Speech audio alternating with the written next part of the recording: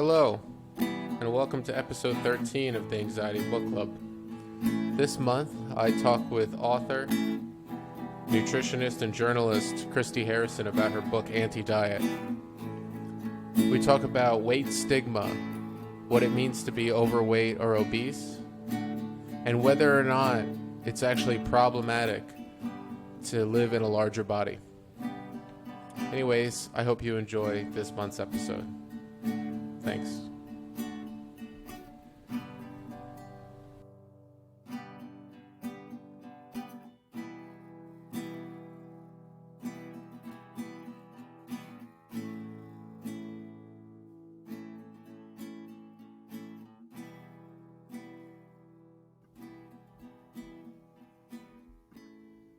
Hello and welcome back to the Anxiety Book Club.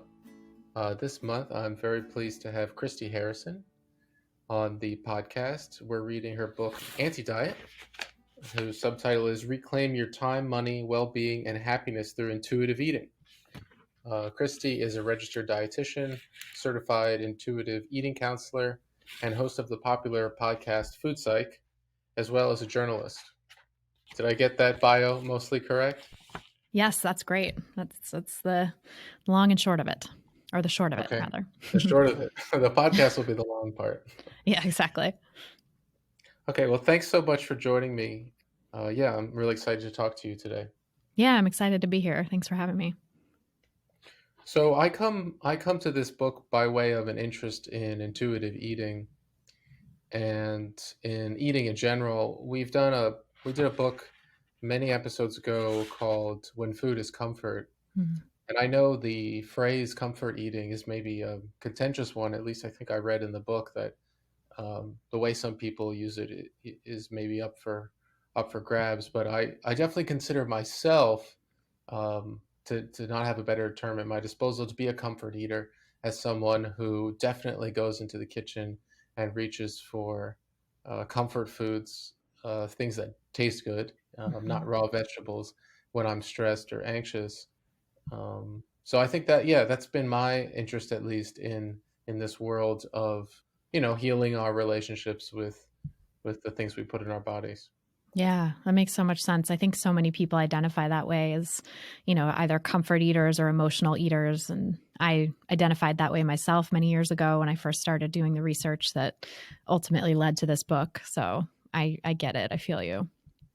Okay, cool. I don't know if you think that's a good place to start, but I remember reading in the book that there was maybe some dispute about the idea of comfort eating, or is that a phrase that you, just in its sort of vanilla form, seems uncontroversial, or do you think there's more to unpack there? Yeah, I think there's a lot more to unpack. I mean, I think, it's interesting that the distinction between comfort eating and emotional eating is also kind of an interesting one. I don't know if there is that much of a distinction in the popular imagination, but I just know that the phrase emotional eating is the one that I hear so often used in the literature or used by people to sort of identify as like, oh, I'm eating for emotional reasons, not physical ones, and therefore that's bad, right? And like, turning to food for comfort is seen as bad in our culture. And, when I was first doing the research, I mean, the backstory to this is that 10, 11 years ago, I still identified as an emotional eater, and I was starting to research a book on the cultural history of emotional eating. Like, where did this idea come from? Is this something that humans have always engaged in? Or is this, because I was seeing it in the literature only from like the 1960s onward. And so it was kind of like, what is this concept and why did it evolve? And really discovered that it was born out of sort of the diet industry, or at least, the diet industry kind of took that idea and ran with it.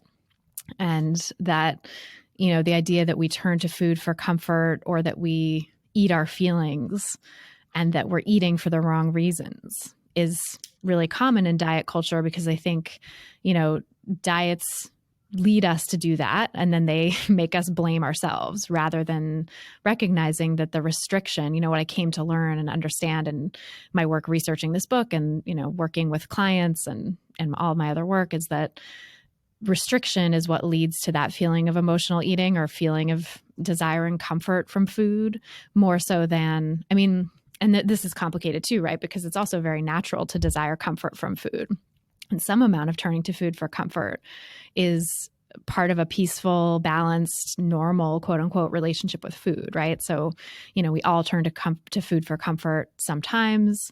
It's really sort of an innate part of our relationship with food, that food gives us pleasure, it gives us satisfaction, it gives us comfort, and one of the earliest food relationships that we have is very comforting, right? The breast or the bottle, the feeding relationship with the parent or primary caregiver is such a, comforting process when we're babies, right? And so I think it's only natural that we have, some desire to seek out food for comfort, but it's the restriction and the pathologizing of turning to food for comfort that I think makes it take on this much bigger and more fraught thing in our minds. It becomes a thing that we're beating ourselves up over. It becomes a thing that we think we're doing wrong or being bad in some way, right? And the tendency, the response to feeling bad about turning to food for comfort is usually to try to restrict, right? To try to stop turning to food for comfort, to try to stop eating as much, oftentimes to compensate for what and how much you ate by eating less or over exercising or even using some really harmful compensatory mechanisms. And, that just creates a vicious cycle, right? When we try to compensate for what we ate and by restricting, the restriction then begets more emotional eating or comfort eating or binge eating, whatever you want to call it. The restriction drives us to eat more and to feel more out of control with food. And so that, I think, is where it gets really tricky, is because when people identify as an emotional eater or a comfort eater, it's kind of like, okay, what baggage do you have with that, right? What are you meaning when you say that? And what kind of value judgments are you placing on that behavior, on yourself? How are you kind of moralizing about this? And how might you be fanning the flames of this by restricting in response to the type of eating that you're doing? Gotcha. Okay, yeah, I think that makes sense. So what I'm hearing is that it could be the case that one reason that you found yourself identifying as an emotional eater or a binge eater or a comfort eater is because of restriction, because of dieting. And maybe that's a majority or some large percentage of cases. Mm-hmm. And by making that thing a problem too. So you had problem number one. Your problem was whatever caused you to go into the kitchen. If we can say it's a problem, let's say let me just take a personal example. Mm-hmm. So let's say I get a text from my girlfriend that makes me worried. And I get all these thoughts and feelings, and it makes me feel unsafe, and I don't like that feeling, and I want to get rid of that feeling or numb it a little bit. And so I go into the kitchen. I've got this cake left over from my birthday, this really great coconut cake my parents got me. I'm not bragging, but it's delicious and it freezes really well. So Mm-hmm. so I go and I eat a bunch of that.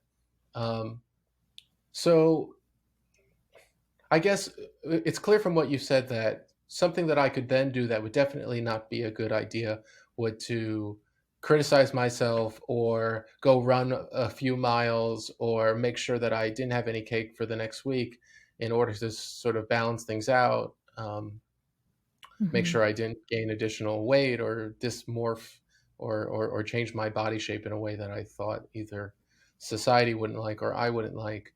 Um, but it is not necessarily a problem, and doing those things in the long run might cause more of that, which by the way Mm-hmm. is not a problem. But if you see it as such, that will be sort of worse for you. It, I Yeah. know that was kind of rambly, but maybe there's something in there that you could respond to. Yeah, totally. I think that's, generally the case, right? That, like, if there's something that comes up for you emotionally and you turn to food for comfort, then piling on by beating yourself up or thinking about how it's going to affect your weight, which, in our culture is so tied to morality, right? And beliefs about our inherent worthiness and desirability and goodness and, ability to be loved and all of that stuff, right? So it's really, weight is so loaded, right? Weight carries a lot of weight in our culture. And so if you are eating in a way that makes you worry you're going to gain weight, they think there's this natural tendency to blame, to shame ourselves, to put the restrictions on, even to think in a restrictive way, even if we're not necessarily acting out restrictive behaviors, although oftentimes there's both physical and mental restriction going on.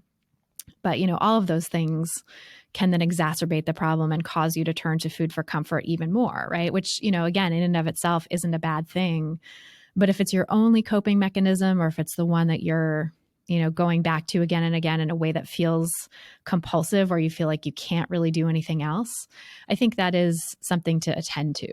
I think that's something that needs support and attention. And oftentimes where it comes from is we have this moralizing idea, like these moralizing ideas about food, about body size, about weight, about, what it all means, right? Like diet culture is this system of beliefs that governs really all of how we think about food and weight and bodies in Western culture. And what I mean by diet culture is it's a system of beliefs that worships thinness and equates it to health and moral virtue, promotes weight loss as a means of attaining higher status, demonizes some foods while elevating others, and oppresses people who don't match up with its supposed picture of health. And, so all of those things are so pervasive in how we think and talk about food and bodies in our culture.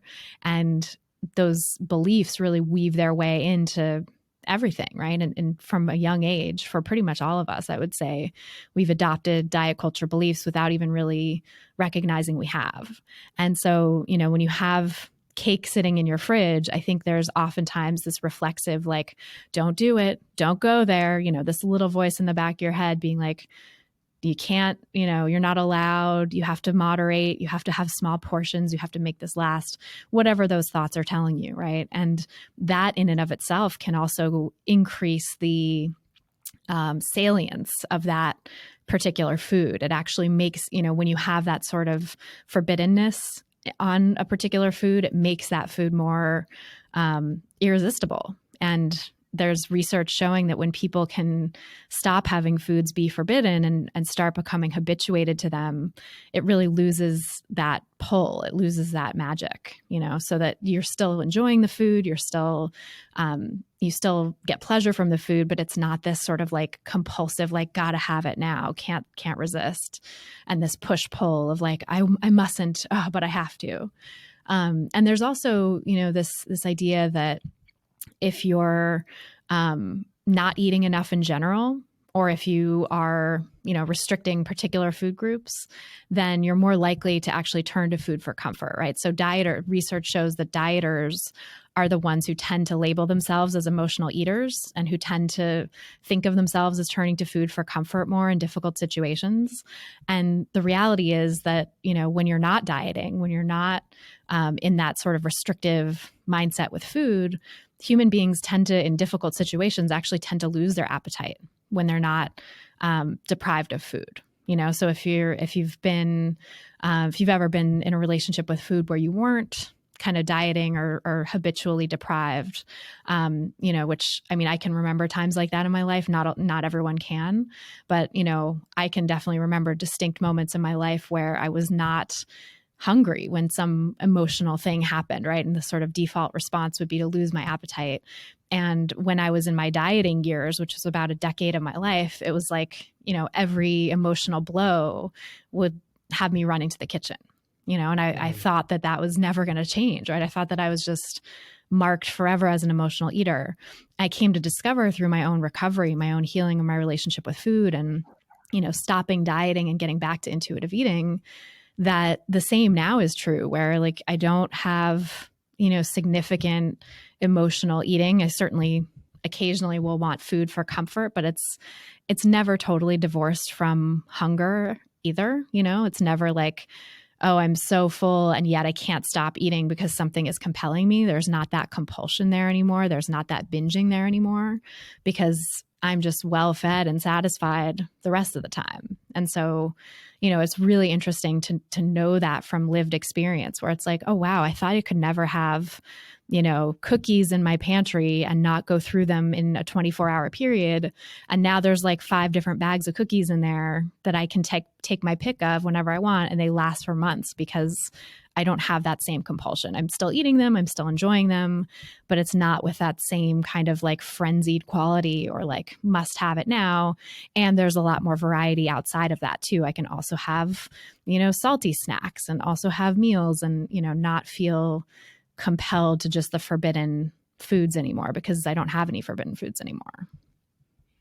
Yeah, yeah, thanks for that. It's definitely a very powerful idea, um, and maybe accounts for a lot of people's sort of unhealthy relationship with food. I wonder though, is it possible that is it possible that there are those out there who are emotionally eating and also not restricting? Like maybe they've come to food as a source of comfort, maybe because they haven't taken the time to develop other, self-soothing techniques, but they aren't dieters or don't consider themselves dieters. Yeah, I think that exists. I think it's a much smaller minority. And I would say that, it's tricky because I think a lot of times in childhood, right, when we're, going through stuff and learning whatever coping skills we have at hand, there can be a tendency to like turn towards food in situations of trauma or just anxiety or depression or whatever might be going on. Kids do sometimes tend to turn to food in that way. And the thing is that, that in and of itself is just a benign coping mechanism, right? It's like doing the best you can with the situation you've been dealt. But then pretty quickly, the diet culture beliefs come into play, right? It's like you're gaining weight. And so an adult notices and like sends you to the doctor, or sends you to fat camp, or, you get shamed and bullied by your peers, or you start to feel bad about and guilty about what you're eating because of things that you read and see in the culture of like, demonizing gluttony or demonizing certain kinds of foods, right? And so it doesn't exist in a vacuum. Like, yes, there are definitely folks out there who turn to food for comfort, maybe when they weren't initially dieting.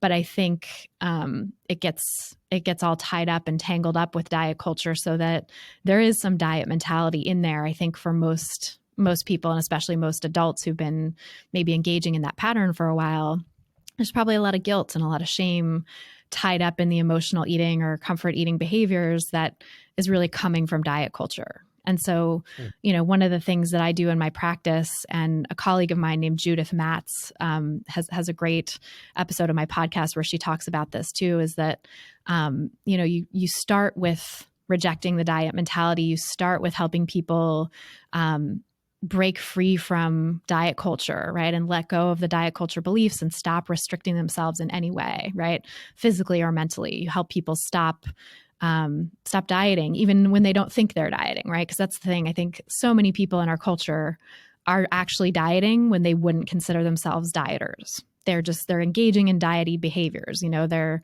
watching their portion size. They're cutting out certain food groups. They're maybe fasting a certain percentage of the time, or they're, just watching their carbs or whatever it might be, right? There's these little ways that people don't think of as dieting that actually are dieting. And so, I think really examining that and getting clear on that for yourself is really helpful and important in healing your relationship with food. And if you, can get through that place where get to a place where you're not restricting anymore, you're not governed by diet culture beliefs and behaviors anymore, and you still find yourself turning to food for comfort. And, this is like over months or years of consistent work and recovery and healing your relationship with food. If you get to a point where you truly feel at peace with food and like you're allowed to have whatever you want, whenever you want, however much you want, you have true unconditional permission to eat, and you're still turning to food for comfort fairly often, then that might be a time when you start to work on, finding other coping mechanisms, not instead of eating, but in addition to eating. Because I think, people often make the mistake of trying to rip away the eating behavior and just substitute something else in its place. And that can also feel very restrictive and depriving. You feel like you're on a diet suddenly, right? Because it's now the, don't eat emotionally diet. Mm. And so, I think there is a place certainly for dealing with the behavior of turning to food for comfort that's not coming from restriction, but I think it's a lot more tangled up in diet mentality and diet culture than a lot of people would believe. So I would say to anyone who's listening who like thinks that they might be an emotional eater, comfort eater, and aren't dieting per se, quote unquote, to actually look at the ways that they've internalized diet culture beliefs and that they might be engaging in diet culture behaviors without even knowing it. Because they're very, it's really subtle, it's really insidious. And I think our culture in general encourages disordered eating at a massive scale. So, thinking about those subtle ways and trying to let go of those little diet culture rules that you've internalized can actually help quell the urge to turn to food for comfort as like a sole or compulsive coping mechanism. Sure. Yeah, thanks for that. I hear what you're saying. So I don't keep potato chips in my apartment, and that's because I don't trust myself around bags and bags of potato chips. And so, viewed in the lens that you just described, then I am on a diet. My diet's called no potato chips in the house, only when I'm out at restaurants or something like Yes. that. Yes. So perhaps that is it's weird because it's both like the symptom and the cause, but like not having them in the house is sort of causing me to eat too many of them when they are available to me. Mm-hmm. Um, I'm definitely happy to subscribe to that, and it could be the case that it's like capital D, capital C diet culture that has made it that way for me, or it could also be like my beliefs that eating lots of potato chips is somehow bad for my health. Mm-hmm.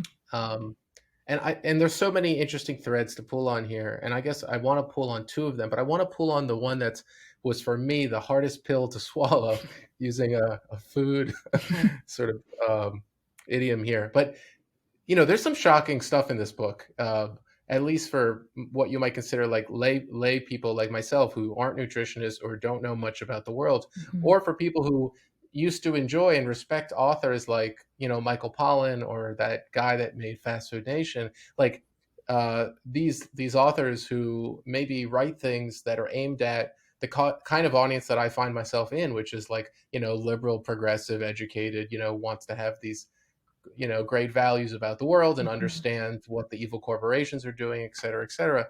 Um, but okay, so the biggest thing in the book that just made my chin drop was this idea that being larger, and I want to get the terminology right because I found in the book new words or new phrases to substitute for the words that I'd already readily adopted. So obese, overweight, and perhaps even the word fat.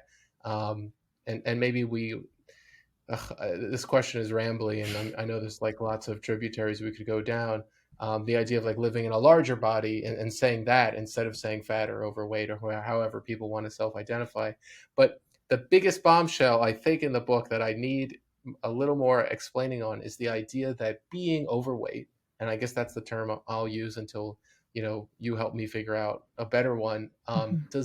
does not either cause, and I know causality is hard, does not cause or correlated with or associated with like health outcomes that someone might not want. Mm-hmm. Um, so I know there's so much there, but maybe pick a couple of those things I just said and help me unpack this Sure, stuff. sure. I mean, so first I'll say on the terminology piece, I do say larger bodied instead of overweight or obese because the terms overweight and obese are stigmatizing, right? Like overweight, over what weight is so that, it's implying that someone is over an acceptable weight, which is moralizing and stigmatizing. And, obese actually has roots in the Latin for having eaten oneself fat, which implies, that someone is personally responsible for their weight, that it comes from gluttony or whatever. And that's incredibly stigmatizing too. And especially the way that the word is used now in, current medical circles to mean a disease. It's labeling people's bodies as diseased is just so problematic. So, I say larger bodied or higher weight. As a person in a smaller body myself or a thin person, I don't say the word fat unless I'm using it with someone who self-identifies that way, usually in the spirit of fat acceptance. I also subscribe to the term, the concept of fat acceptance, which means reclaiming the term and the identity of fat to mean just a neutral descriptor, nothing moralizing or shameful about it, and so I have colleagues who identify as fat and reclaim that word for themselves. But, as someone outside of that community, I can't foist that reclamation on someone else. And it can be hurtful sometimes for people who are larger bodied to hear a thin person using the word fat directed at them or directed at people who look like them when that word has been used as an epithet against them in the past, right? So it's complicated. But, I think the word fat is totally neutral, morally neutral, like totally fine, neutral descriptor. And, I sort of use it in certain contexts. So for our purposes here, since, we're talking to a general audience, I'll say larger bodied or higher weight. And in terms of the research, right, in the book, so there really is no good evidence showing that being higher weight causes poor health outcomes, right? So diabetes, heart disease, mortality, cancer, what have you, right? There is evidence to show a correlation between being higher weight and having those poor health outcomes. But the question is, why, right? What is the link there? Correlation does not mean causation. And diet culture takes that correlation to mean causation, and that actually has really negative effects on people's well-being, right? To attribute causality to higher weight and to say the way to fix these things is to lose weight actually has far worse consequences. Because, what I've really found in the research, and there's so much out there on this, and I, put a fraction of it in my book, but, really the weight stigma, which is the discrimination against and devaluing of people in larger bodies, weight stigma is actually an independent risk factor for health. It's actually riskier for your health than what you eat, which is mind-blowing, I think, to a lot of people in diet culture, right? That being stigmatized for your weight is worse for your health than eating a quote-unquote poor diet. And that weight cycling, the repeated loss and regain of weight, is also an independent risk factor for health and also can explain much, if not all, of the excess risk we see in larger bodied people for a variety of things, including, like, most significantly, heart disease risks. There's research showing that, all of the mortality risk from cardiovascular causes in larger bodied people may be just attributed to weight cycling, right? Because people who are higher weight are more likely to have tried to lose weight. And we know from other research that weight loss attempts almost always, like up to 98% of the time, lead to weight cycling. They do not lead to permanent sustained weight loss. People who try to lose weight are going to regain it all back, up to 98% gain all of their weight back, and then up to 2/3 regain more weight than they lost. So a lot of times we'll see people like diet their way up the scale. And that weight cycling, regardless of whether you just regain everything back or regain more, any weight cycling that you go through puts your health at greater risk. And so those two things together, weight stigma and weight cycling, can explain much, if not all, of those excess risks and poor outcomes that we see in higher weight people. There's also other factors like poverty, right? People in poverty in the US and other parts of the Western world tend to be larger bodied. And, it's likely the poverty and not the weight itself that's causing a lot of these poor health outcomes. Same with, racial discrimination, right? Same with lack of access to medical care. There's lots of things that have a lot bigger impact on our health and well-being than what we eat or how we move our bodies or how much we weigh that are likely contributing to the excess health risks we see in larger bodied people. And so to just assume that being higher weight is going to cause you to die earlier, being higher weight is going to cause you to get diabetes or cause you to get, COVID-19, right? As now the diet culture, media is touting, I think really misses the mark and misses these nuances of what's actually causing it. It's not the weight itself, right? There's a lot that goes along with being higher weight in this culture that's very different than, being a smaller bodied person, right? You're experiencing extremely high levels of weight stigma, both externally and internally. You're experiencing huge pressure to lose weight and to diet. And so, often far more weight cycling is occurring in larger bodied people than smaller bodied people. And, so those things I think are really need to be the focus of research going forward and not this reflexive blaming of body size. Okay. Yeah, yeah. Thanks for all that. Just to pull on it a little more and make sure that I understand the argument, because I think it's a pretty clear argument that you're making. So, someone take a person, let's say me, who is overweight, and try to figure out, and let's say I also have some kind of negative health outcome like hypertension or high blood pressure or diabetes or something like that. If you want to figure out the answer to the question, why does this person have those poor health outcomes? You could answer it in a bunch of different ways. And one, which you argue against in the book, is that it's because of the higher weight. Like some physical process has occurred somewhere in the body where just having more weight on the bones has been causally related to these poor health outcomes.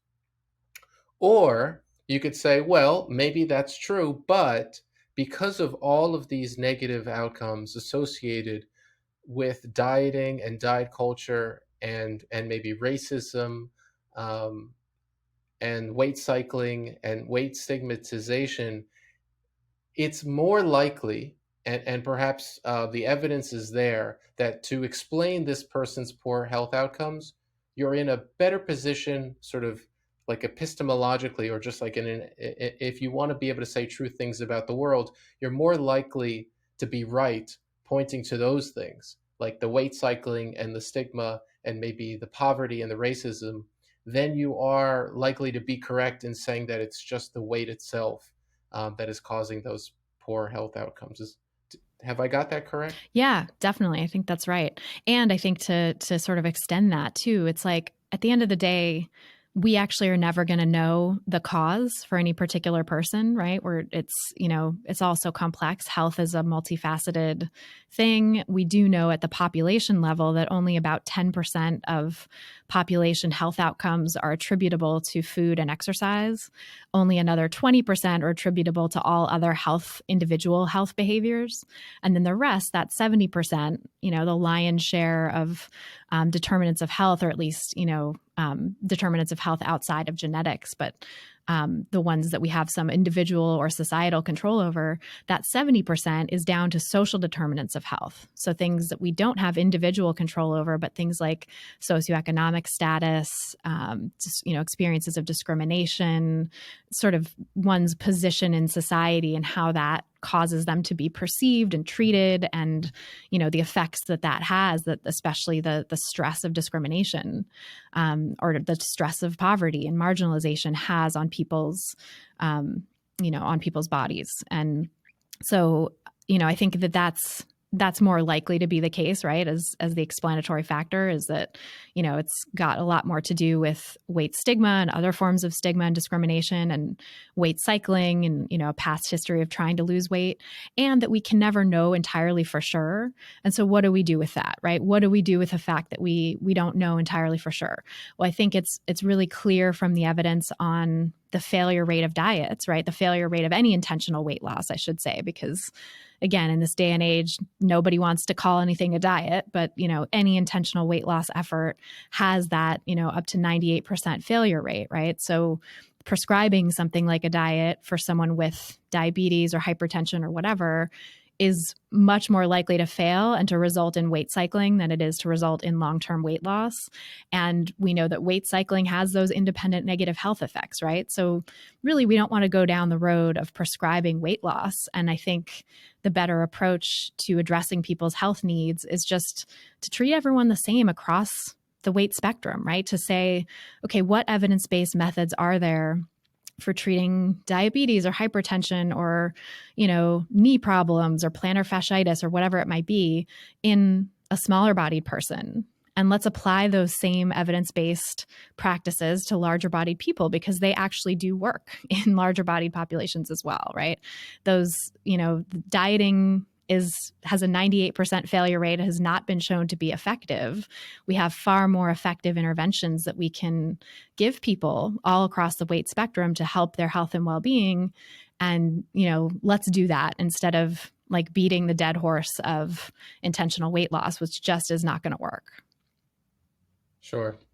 Yeah, and perhaps it's my attachment to these ideas that I've never questioned before that makes this sort of such a niggling issue for me, but I just want to dig into it one more time just to get a little more clarity, because I really do think for me at least this was definitely the most surprising and controversial claim. But it could have been the case, and I guess because you're a nutritionist and you're working with people and you're trying to solve like literal, like real people's problems, it makes more sense to focus on, as you say, the things that they can actually control and have a good chance of knowing that it will work. So avoiding diet, for example, will not put them through, weight cycling and other things that are just clearly bad for your health. But the idea that being overweight, and maybe that's not the right term, or being fat is not associated, or is not causally related to these poor health outcomes. So you said a few minutes ago that, and I agree with you, like health science and nutrition, it's complicated.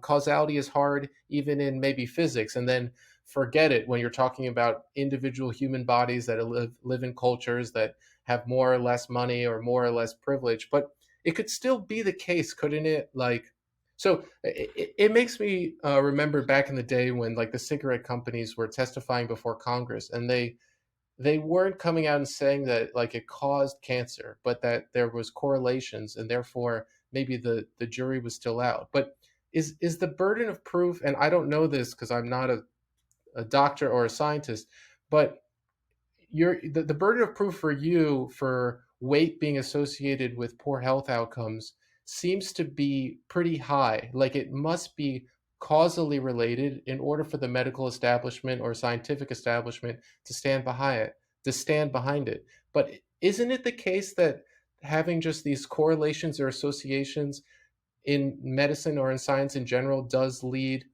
doctors and scientists to make recommendations in the direction of a particular intervention, even if they don't have the causal process right? So, like, when they prescribe SSRIs to people who are depressed, do they know exactly like the causal system going on in the brain? When you take the pill, it does the thing in your head and there, and then you become like, I think you know what I'm trying to say, but Mm-hmm. I'm trying to stick on this issue because I think it could have definitely been the case that the book was written without having to come so um, hard against the idea that being overweight is bad for you. Like it could still be true. Both things could be true, and there's just nothing we can do about it because, as you said, dieting doesn't work. But it could still be true that being overweight, for lack of a better word, um, is related or is causally related. Do you hear what I'm saying? Yeah, yeah, definitely. I mean, I think that's definitely a possibility, right? There's a possibility that there's some causal relationship between higher weight and certain poor health outcomes. The thing is, it's a lot more likely that it's these other things that are explaining the relationship, that it's not the fatness itself that's causing the problem, that it's, a whole host of other things that just happen to be more common in larger bodied people. And if we were to be able to somehow control for all those things, which I think is really challenging in research, would we end up with some, small piece of the pie that was just the weight itself? Maybe, that's possible. But to that, I would say, like, we also know that there are higher risks associated with being male, for example, for heart disease, or with being fairer skinned for skin cancer, or, being whatever, right? Being taller seems to be associated with certain poor health outcomes. There's a lot of things that we can't change about ourselves that may have, confer health risks of a certain type, right? It seems to be in the research we have so far on COVID-19, which is still pretty early stage, that males seem to be more at risk of having adverse outcomes in COVID-19. We don't really know why, Nobody is suggesting, though, that someone go and change their gender to avoid those risks, or somehow become less tall to avoid those risks, or become less white to avoid those risks, right? Or whatever it might be. There's certain things about our bodies that we just accept as, our genetic lot in life. And the research really shows that weight is a similar thing, right? Weight is about as genetically determined as height. About 70% of our weight is genetically determined. And of course, things, environmental factors account for that other 30%, right? But, there's a lot of it that is just immutable that we just don't have any control over. And so, given all of that, even if there is some, undetermined, as yet undetermined percentage of health risks that might be explained by just the weight itself, there's really not much we can do about it. And so why not treat it as, a neutral fact about people the same way that we treat, this is complicated too, right? But in medicine anyway, we're supposed to try to treat people the same based on their gender or their skin color or their height or whatever it might be, right? Of course, there's, a lot of systemic bias that comes into play there too. But we're not telling people who are tall to get less tall, right? To reduce their risk of certain outcomes. And so, I don't know if that answers your question, but it's basically, I just think it's not relevant necessarily to the conversation to say like what percentage of this is caused by weight, because at the end of the day, we don't really have any way to change people's weight, right? Intentional weight loss of all kinds really has that incredibly high failure rate and puts people's health at risk via weight cycling, not to mention via disordered eating and mental health problems, right? Because dieting is one of the number one risk factors for disordered eating and eating disorders. And when you start telling people to intentionally lose weight, it increases their levels of binge eating, it increases their rates of depression and anxiety, it, creates drama and chaos in their relationship with food. It makes them feel out of control with food. It often, can trigger, for certain vulnerable people anyway, can trigger anorexia, right? Can trigger this full-blown restrictive eating pattern.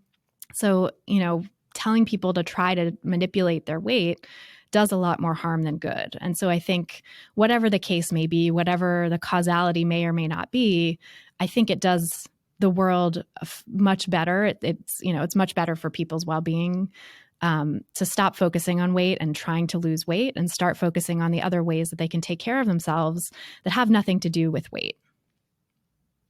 Yep.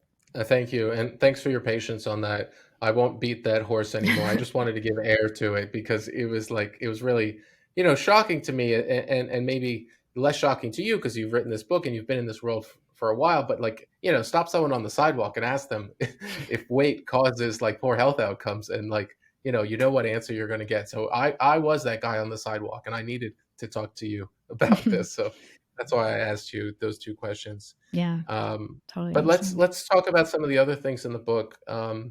So there's two things in there, two ideas. One we've already mentioned, intuitive eating, and the other one is this program called Health at Every Size. And I want to talk about both of those. So also, if you ask the man on the sidewalk, what is intuitive eating, you get the definition that we find on page 209 that is not correct. And that definition is eat only when you're hungry and stop when you're full. So if that is not what is intuitive eating, and I think I sort of know a little more what your answer might be just based on the last half an hour of our conversation, but what is intuitive eating? Yeah, so intuitive eating is a really innate relationship with food that we're all born with. It does involve, honoring our hunger and our fullness and trusting those cues to guide us, and also, eating what satisfies us, what brings us pleasure. But it's also, sort of a overarching philosophy of intuitive eating is about breaking free from diet culture and letting go of those notions that you're only allowed to eat when you're hungry and you must stop as soon as you're full and you have to eat this and not that, and certain foods are bad for you and others are good, and this moralizing and demonizing of foods and this moral, pathologizing of certain weights and glorifying of other weights, right? It's stripping away all of that. It's letting go of all of that and getting back to this place where food can just be easy. And so it doesn't have rules. It's not the hunger and fullness diet, as I talk about in the book, right? It's not, you must only eat when you're hungry and you have to eat at a certain level on the hunger scale and then you have to stop at this level on the fullness scale, because that's just dieting, right? That's just, portion control by another name. It's intuitive eating is really about taking care of yourself with food, right? Getting enough food to really feel satisfied, to feel nourished, to feel energized, learning what you like and don't like, and learning how to pursue pleasure in eating, learning how to eat until you're satisfied and trust when you are satisfied, and, turn away from food, that food will be there again when you're ready. And of course, that's complicated by situations of food insecurity, right? And economic deprivation. So there's that nuance to intuitive eating too, that, you have to sort of adapt it to work with different populations. But that everyone really has the capacity to get back to that innate easy way of eating that we're born with. Babies cry when they're hungry, right? They tell you about it. They eat what they want. They turn their faces away if they don't like something, and then they stop when they're satisfied and they're ready to go play. And that's how food can be as an adult as well, with minor differences. Maybe you're not going to go play, you're going to go work or whatever, but it can have that same ease to it when we strip away all of the, I don't know if I can swear here, but all the BS that, diet culture puts on us, and the ways in which it gets in the way of those, innate cues about food and movement. Sure. Yeah, and feel free to swear. I have a note. There's no grandmas listening to this podcast. I've told them go somewhere else. So whatever you want to say is fine. Awesome. Um, yeah, so I think it's so interesting because the way that we approach as a society, like eating, is not that this. It's not so unique to the way we approach any other problem that we try to solve. Like, when you build a house, you think, okay, let's put two doors because Mm-hmm. one's nice, but two is better. Or if we are building a car or something, we make sure that it has like four seats because you might have some friends, and it Mm-hmm. seems reasonable. But when we talk about rules for eating, because this because any restriction sort of unwinds the goodness that we were trying to achieve. Like, let's say we were making a child, right? Like that's what people do all the time. My sister's pregnant; Mm-hmm. she's about to have one. Like she is reading books and articles about what to feed them, um, and that all makes sense until it's time for that person to choose for themselves. And it just happens to be the case that because of human psychology, if we pathologize, as you say, or we stigmatize or we restrict ourselves in this eating category, things just aren't going to end well. Mm-hmm. So dieting or thinking about how to eat is just it's just maybe not a problem that you should try so hard to solve. Like Mm-hmm. it's not like building a house or building a car or any other system you're trying to design. The more rules it seems that you put in place for how you go about nourishing yourself, the worse perhaps is the outcome.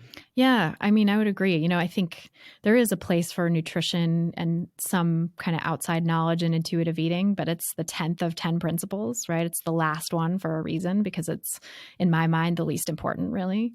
And, I would say, like to your analogy of, building a car or house or whatever, I think eating is a lot more like breathing or going to the bathroom than it is like building a car or a house, right? It's a lot more instinctual. It's a lot more governed by our inner cues and awareness and, bodily sensations than it is about, overthinking things and perfection and design and crafting. And, I think there's a real limit to what our intellect can achieve in our relationship with food. And I think, our intellects can drive us in the direction of learning about intuitive eating, right? Of unlearning diet culture, of understanding the harms that diet culture causes. I think there's a real place for intellect in that because you have to think through it and you have to start to understand and believe it in order to do the work of relearning intuitive eating. But I think at the end of the day, the actual process of relearning intuitive eating is much more about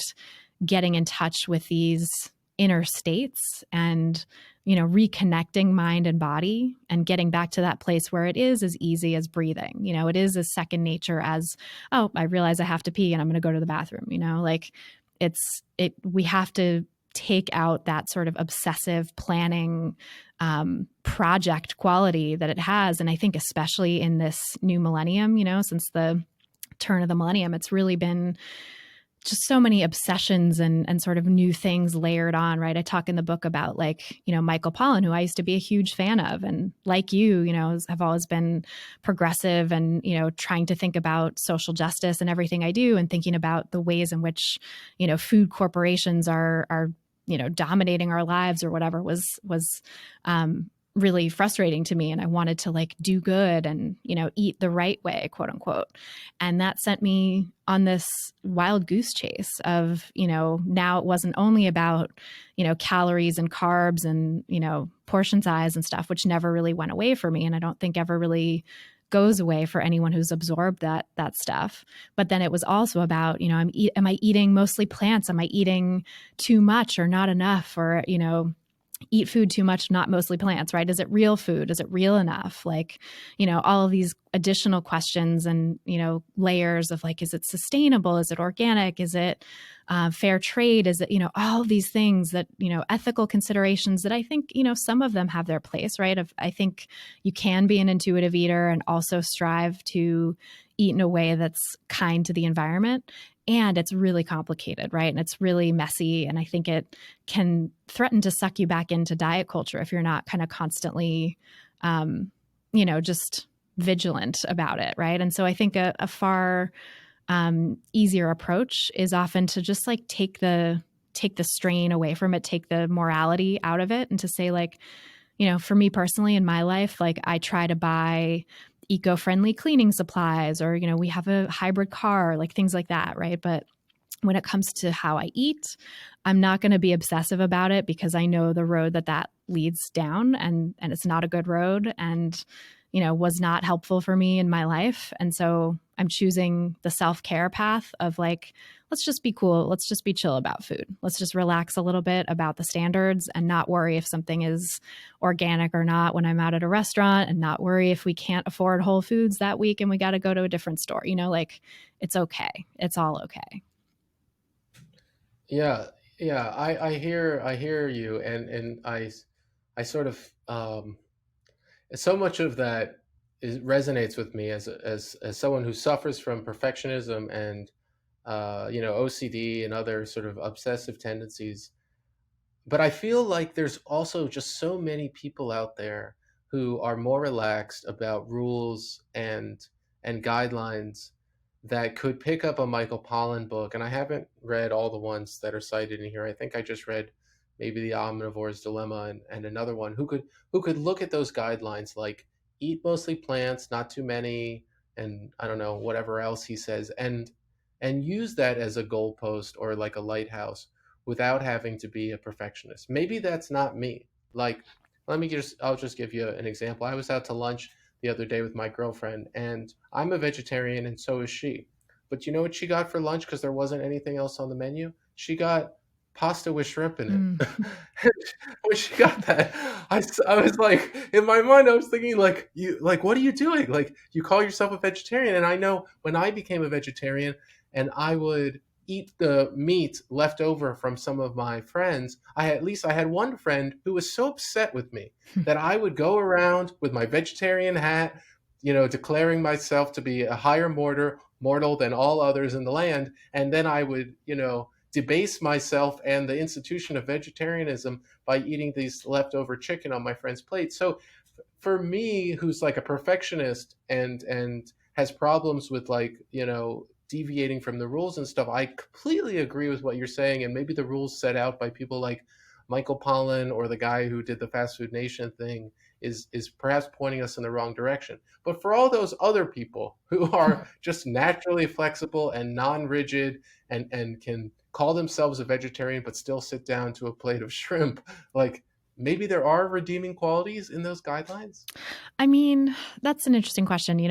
I'm also somewhat of a perfectionist, so I think that may have lent itself to my taking those things in a certain way. But, I've worked with hundreds of clients, many of whom are not perfectionists, who still become obsessive about food, like where they're not perfectionists in other areas of life.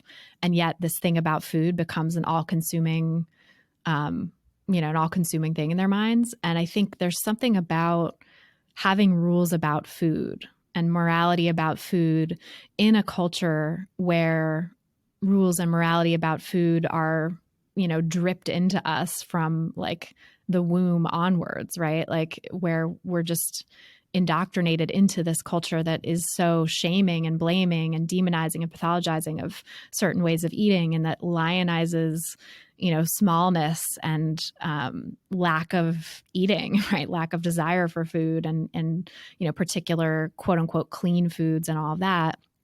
I think it's really hard to not get kind of perfectionistic about it, even if, there's gradations of kind of obsessiveness and compulsiveness around food. But I think that, to me, most people who read Michael Pollan come away with some level of like, am I doing it right? Is this okay?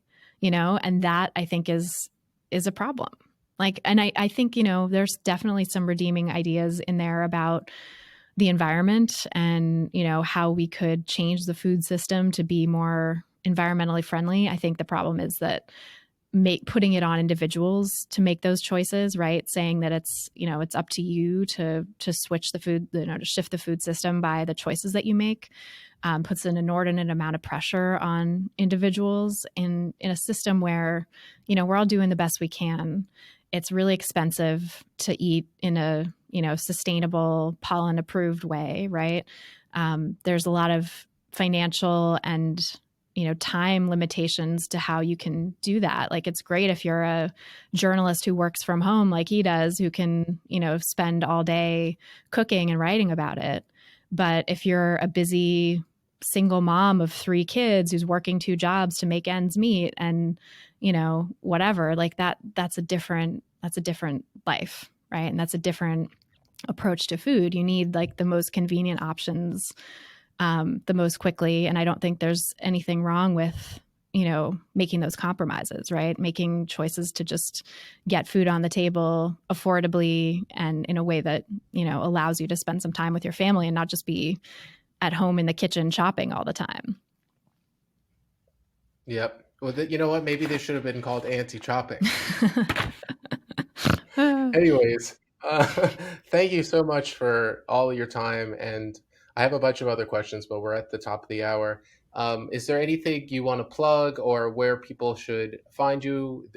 Maybe an upcoming podcast episode or book or projects you're working on? Yeah, I've got some cool projects I'm working on. I can't really talk about yet, but I have my podcast is always there, and I actually have it's season 8 is starting next week as we record this.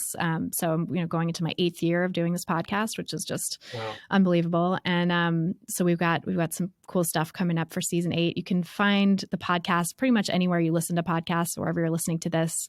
Just search for Food Psych and it will come up. It's food space PSYCH, no E at the end, just psych. And you can also find me on my website, christyharrison.com, where you can learn more about the book, the podcast, and all my other work. Well, Christy, thank you so much for sitting down to talk to me today. I really enjoyed our conversation. Yeah, thank you, Josh. I did too.